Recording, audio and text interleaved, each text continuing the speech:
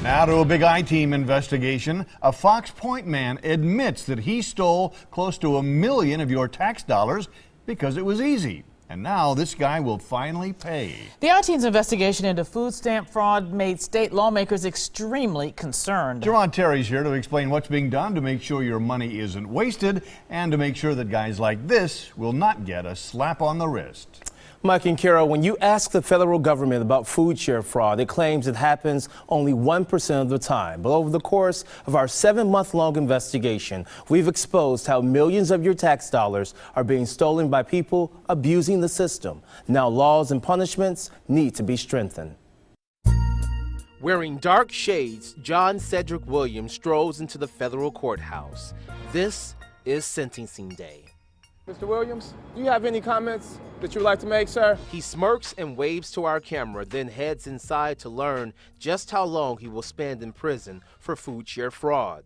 Williams entered a guilty plea one day after the I-Team exposed how he stole nearly $1 million of your money. We spoke with his attorney. You know, once he got this and he saw how easy it was to sell the food stamps, he succumbed to the temptation. A federal judge sentenced Williams to 24 months in prison for pretending to sell frozen food to the homeless. Williams told the court, "I would like to apologize to the community and for wasting tax dollars." He admitted he really just swiped Quest cards and paid cash to people for years and pocketed up to $800,000. You know, if better regulation was out there, do you think your client would not have been tempted so much? That's impossible to say. I think, greed is in us all. It appears greed and lax enforcement contributed to this case of fraud. Is the I-Team on the right track with asking for better regulation of the system? I think they're right on track, and if I was a citizen watching that show, I would be upset. Since November 2012, we've gone undercover showing empty shelves at food share-approved stores.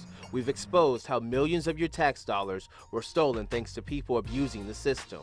After we told the USDA about empty stores approved by the federal government to accept your money, only then that the feds updated its approved vendors list. It begs the question, how is this system regulated? This is something we need to take seriously. Alan White, the Inspector General for Wisconsin, leads the fight against fraud. The I-Team goes out there and shows some of these things, and we get a good reaction.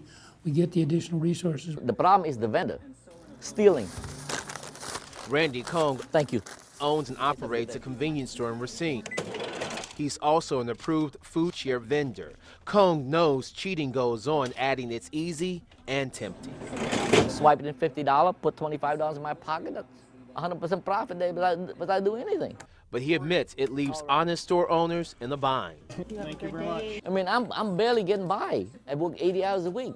After talking to many lawmakers from the local, state, and federal levels, there's now a new bill making its way through Madison to combat food share fraud in Wisconsin. We would like to see more federal resources. We'd like to see things move quicker.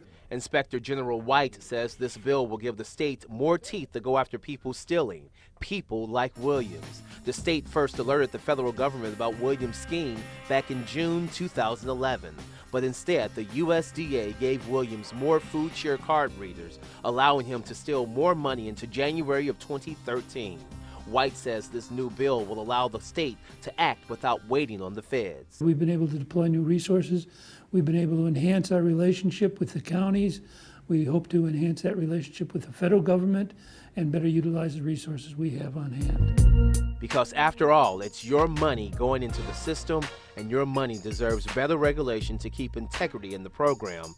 I absolutely love it. And crooks like Williams from stealing it.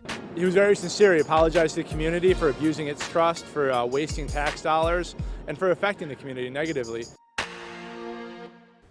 Now, besides the 24-month sentence, Williams is ordered to pay back $716,000 in restitution, but he's only obligated to pay $125 a month. And when you do the math, at that rate, it will take more than 400 years to pay. So that's money we will likely never get back. Didn't seem too upset about 24 months. Not exactly a deterrent, I guess. Thank you, Yes. Jermont. And the I-Team gets answers for you. If you see something that does not seem right, we want to know about it. Send us your tips. Find us on tmj4.com/I-Team. If you ask, we investigate. Rainy and cold around here tonight. Storm Team